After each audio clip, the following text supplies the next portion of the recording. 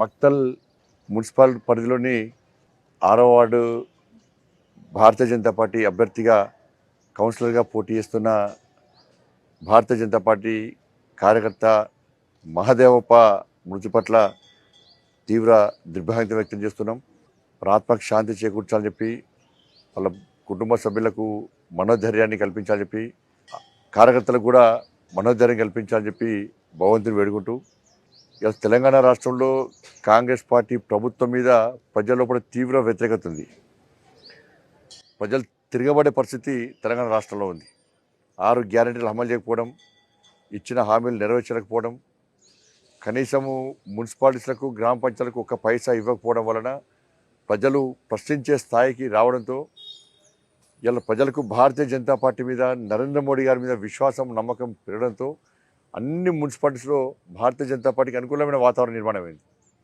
ఈ పరిస్థితిలో మక్తల్లోనే 6వ వార్డు కౌన్సిలర్ మహదేవప్ప గెలుపు దిశగా వస్తున్న తరుణంలో కాంగ్రెస్ పార్టీ నాయకులు ఫోన్ ద్వారా బెదిరించి పోటీ నుంచి తప్పుకోవాలని చెప్పి వార్నింగ్ ఇవ్వడంతో కేవలం ఒక్కరోజు కాదు, మొదటి నుంచి కూడా అనేక సందర్భాల్లో వార్నింగ్ ఇష్టపడి కూడా మహదేవప్ప ధైర్యంగా ఇలా బరిలో నిలబడ్డాడు.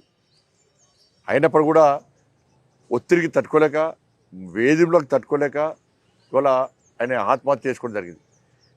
ఇది ఆత్మహత్య కాదు, కాంగ్రెస్ పార్టీ ప్రభుత్వం చేసిన హత్యగా ఇలా భావించాల్సి వస్తున్నది. నేను ఒకటే హెచ్చరిస్తున్న కాంగ్రెస్ పార్టీ నాయకులకు, గతంలో బీఆర్ఎస్ పార్టీ ఇదే విధంగా అరాచకాలు చేస్తే భారతీయ జనతా పార్టీ కార్యకర్తలు ఎక్కడ భయపడలే, ఎక్కడ నిరాశ చెందలే. ఫామ్ హౌస్లో ఉన్న కేసీఆర్ను బయటికి గుంజుకొచ్చిన పార్టీ భారతీయ జనతా పార్టీ. కేసీఆర్ మెడలు వంచిన పార్టీ భారతీయ జనతా పార్టీ. ఇవాళ కేసీఆర్నే మెడలు వంచి బయటికి వచ్చిన వాళ్ళం. మీ కాంగ్రెస్ పార్టీ ఎంత మాకు?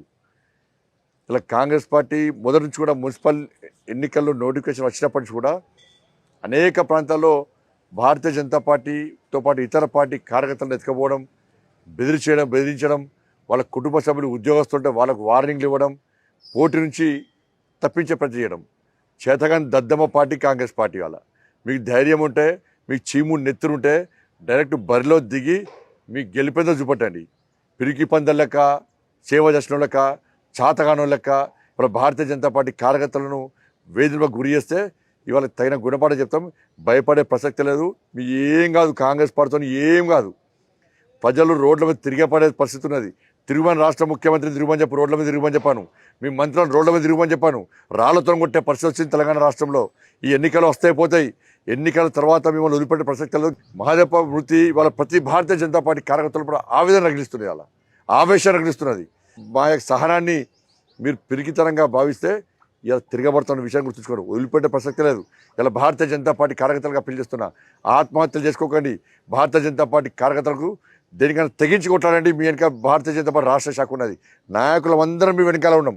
ఎక్కడ ఆపద వచ్చినా, ఎక్కడ కష్టం వచ్చినా అర్ధరాత్రి మీ ముందు వాడడానికి మేము సిద్ధంగా ఉన్నాం. భయపడే ప్రసక్తి లేదు.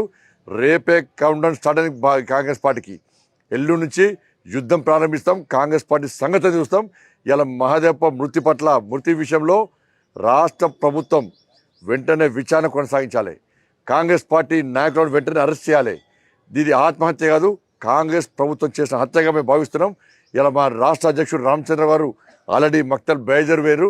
ఇలా మహదేవప్ప కుటుంబం వెనకాల వారికి అండగా ఇలా భారతీయ జనతా పార్టీ ఉంటుంది. ప్రతి తెలంగాణ రాష్ట్రంలో ప్రతి భారతీయ జనతా పార్టీ కార్యకర్త ఇలా మహదేవప్ప కుటుంబానికి అండగా ఉంటాం.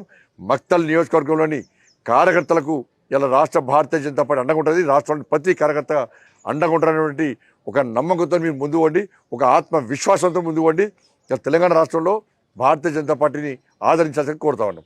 భారత్ మాతాకి జై, జై శ్రీరామ్.